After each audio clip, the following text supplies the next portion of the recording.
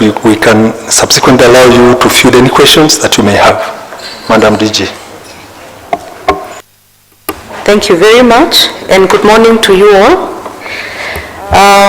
Thank you for joining us for this time when we'll be making the decision of the Communication Authority of Kenya with regard to Mount Kenya TV channel, as has just been mentioned. And also let me indicate that the full decision, the full details will be available on the authority's website within the next hour or two. And I proceed to read the decision.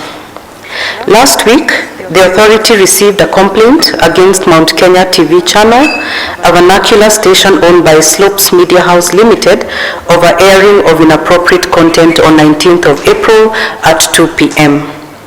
Upon preliminary assessment, the authority noted that the TV channel had, during its Mushiwashiana program, featured an animated movie titled Free Jimmy. This movie contained scenes of sexually explicit content, drug abuse, robbery, and violence in blatant breach of the programming code and the respective ICT broadcasting sector law. In particular, the authority established that the licensee had aired adult content during watershed period. This happened to be at a time when most school children in Kenya are at home during school holidays, thus occasioning grievous harm to minors who may have been exposed to the offensive content. Pursuant to Section 83A of the Kenya Information and Communications Act, the authority issued a notice of violation to the licensee on 22nd of April. The notice also summoned the broadcaster to the authority to accord the licensee an opportunity to provide detailed explanations on the circumstances leading up to the violation. In its written response to the notice and subsequent oral representations during the hearing, the licensee acknowledged that the content aired was indeed inappropriate for the watershed period. The licensee attributed the violation to a content mix-up in the control room. The licensee, however, failed to explain how the offensive content had found its way into the content server. In addition, the licensee outlined a raft of measures taken to prevent a recurrence, including instituting internal disciplinary action and a fresh audit of all content lined up for airing to ensure that the programming complied with the law. Upon extensive review and consideration of the response letter, the representations that were made by the broadcaster, the authority established the following. 1. That the licensee had violated Part 419 of the Kenya Information Communication Broadcasting Regulations of 2009, which outlaws presenting sexual matters in an explicit and offensive manner. 2, that the broadcaster was in breach of Part 4, Section 20 of the Broadcasting Regulations, which requires licensees to ensure that due care is exercised to avoid airing of content that may disturb or that is harmful to children, content that contains offensive language, explicit sexual or violent material during watershed period. 3, that the licensee contravened Section 3.3.5 of the Programming Code that outlaws the airing of promotional material and music videos containing scenes of violence, sexually explicit content, and offensive language intended for adult audiences during the watershed period. 4, that the licensee was in breach of Section 3.3.6 of the Programming Code that prohibits airing of material that contains images or languages of a strong sexual nature or strong language during watershed period. 5, Mount Kenya TV channel had violated Section 4.2.2.2 of the Programming Code that discourages licensees against airing content that fosters violence as a desirable means of resolving conflicts, and any unavoidable depiction of such violence must portray the consequences of such video or such violence to its victims and perpetrators. 6.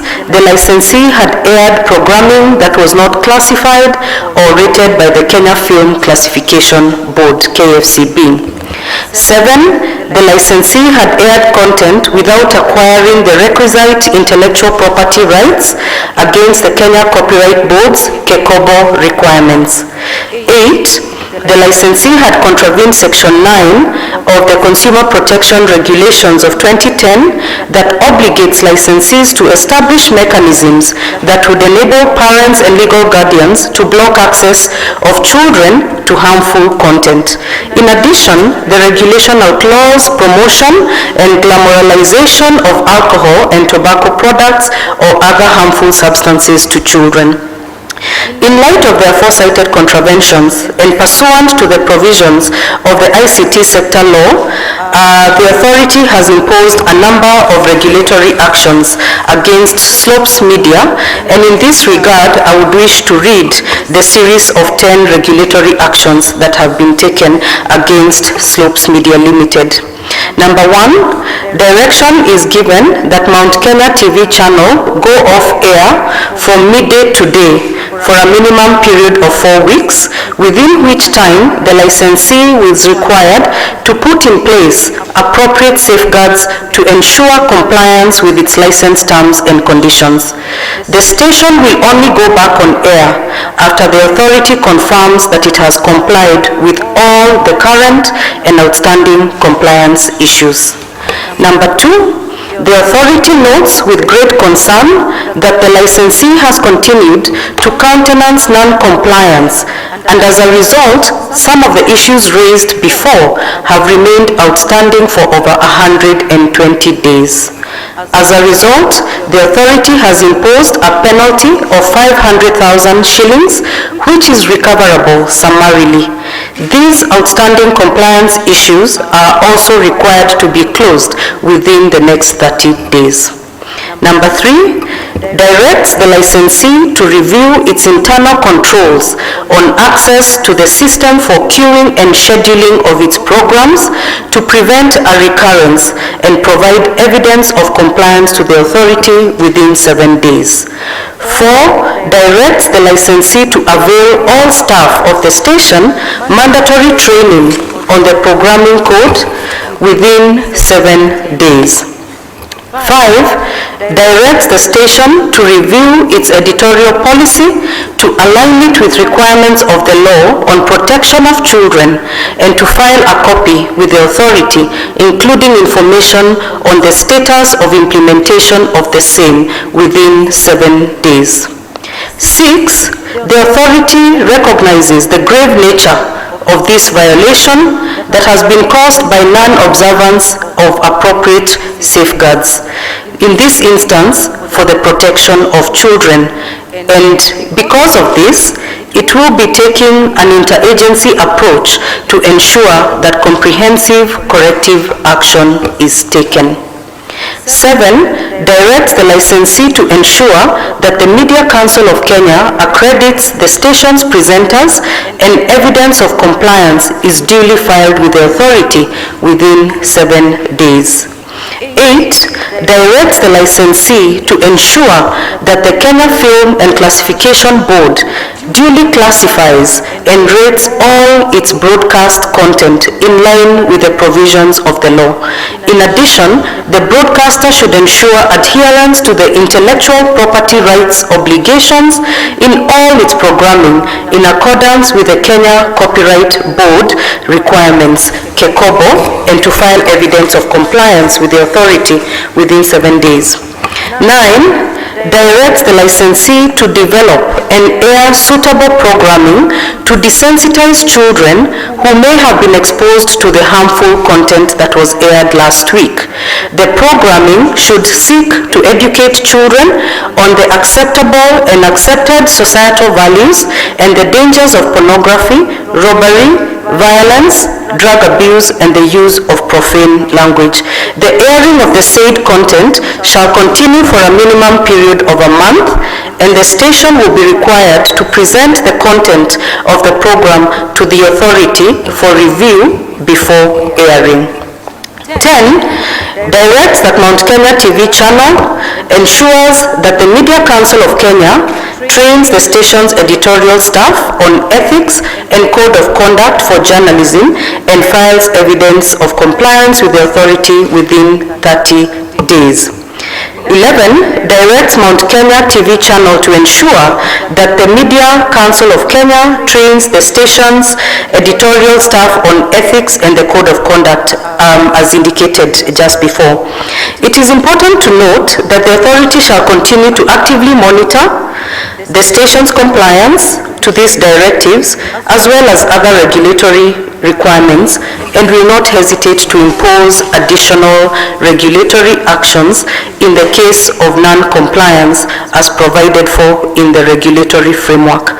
Lastly, the authority wishes to call on all its players in the broadcasting sector to step up their compliance with the obtaining regulatory framework because this will ensure that together we are able to promote consumer welfare, especially on matters concerning safeguarding of children and other vulnerable groups from inappropriate programming.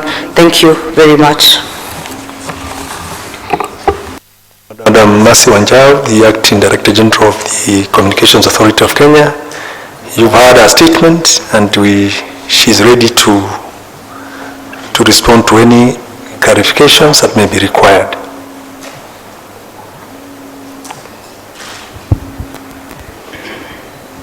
How are you, Madam Wanjau? Very well. Hello. Hello. We can hear you. Hello. Now, I have a question. And I have two. The first question is, there have been concerns that the Communication Authority of Kenya, it's the mode of reaction by using social media and what people are saying about on social media. What are the steps that we're taking to regulate the media? Because most of the actions that we've seen from CAK, it's what the social media, people in social media are posting. And in instances, did you get your people monitoring the same channel that they saw the content that aired, or any other channel that has aired, or content that's not favorable to children? Do you have people who are monitoring that, or is it a what you call a reaction? Secondly, there's a concern on the way communication guys are writing the invite. When we are talking about the gender sensitivity, the other time somebody wrote that we need a camera man and a reporter. That is gender discrimination. Okay. Do you want to proceed with that? Okay, all right, thank you. Let me start with the second question. Indeed, last time that had been the mention. You note that this time we spoke about camera persons, so I think that has been taken care of. What? Professional, do you have bloggers in the communication industry? Okay, then the first question on the approach that the authority has taken, the issue of monitoring broadcasters for standards on the time and manner of broadcasting is very much in keeping with the mandate, and to do so we have dedicated experts who actually look out and listen to the content so that they can be able to monitor. We also do accept complaints that would come from the public, and these come through various channels, through phone calls and also through social media. So it is very much in order that we would even pick complaints from social media, the goal and the objective being that we are able to safeguard the space, particularly of free-to-air TV, and to ensure that all content that is put out there is of good quality and has a balanced approach.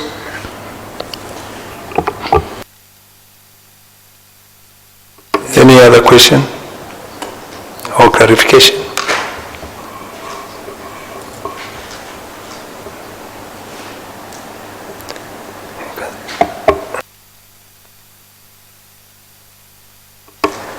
assume that everything that has been said is clear and that we are in good space to wind up the press conference? I believe so. The statement that the DG has read will be available. I think you can collect it as you get out of the room, and if you are provided your email address, it can be dropped to your email so that you can be able to make reference as you prepare the stories arising from this press conference.